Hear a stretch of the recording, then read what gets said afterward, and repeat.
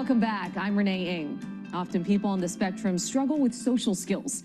People who may be very bright and capable, but sometimes lack interpersonal skills, and that holds them back.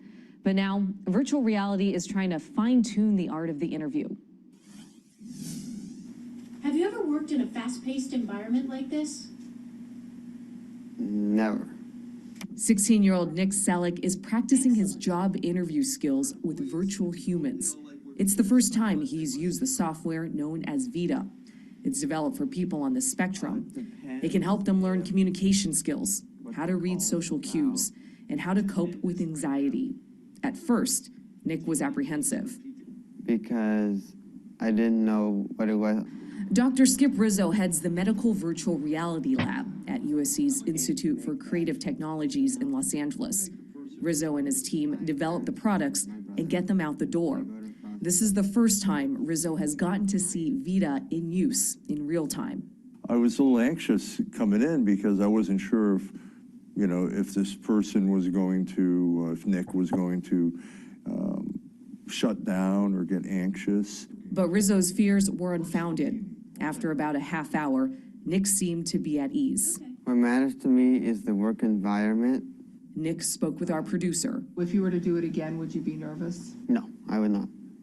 The interviewers have different personalities to mirror real-world situations the interviewee may encounter.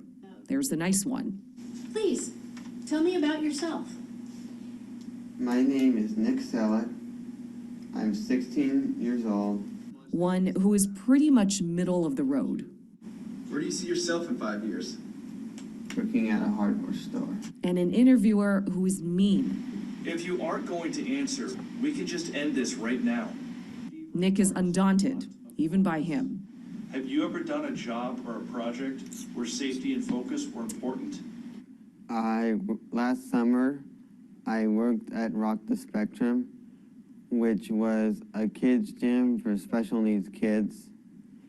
And I had to be careful because there were kids running all over the place.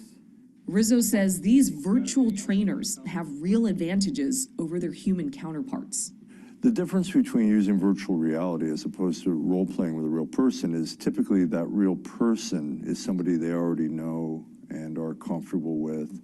And sometimes that real person might not have the undying patience to do it 100 times. Software never tires.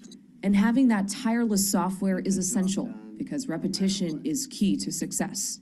I think if he was to practice, it's not like every day, 5 hours a day, like learning to play the violin, but if he was able to practice, a couple times a week and get more comfortable over time, that he would be able to kick butt in a live interview. Nick agrees. Yeah, I think it'd make me feel less nervous, because at least I'd be prepared for it.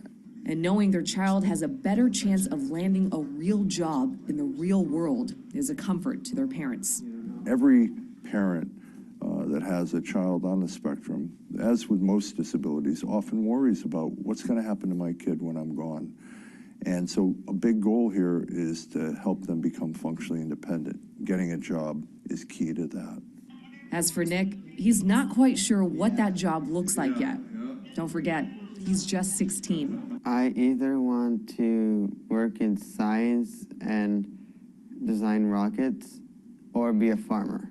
In the meantime, VITA isn't just boosting Nick's job interview skills. It's also boosting his confidence. How do you think you did?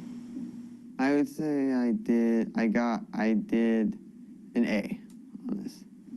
So you must be pretty proud. Yes, I am very proud. VITA was developed in conjunction with the Dan Marino Foundation. While the launch of the product is geared towards schools and nonprofits, it plans to release it for individual or family use. For more information, contact the Dan Marino Foundation at vitadmf.org. Up next, we talk to experts about the power of VR, including training medical professionals.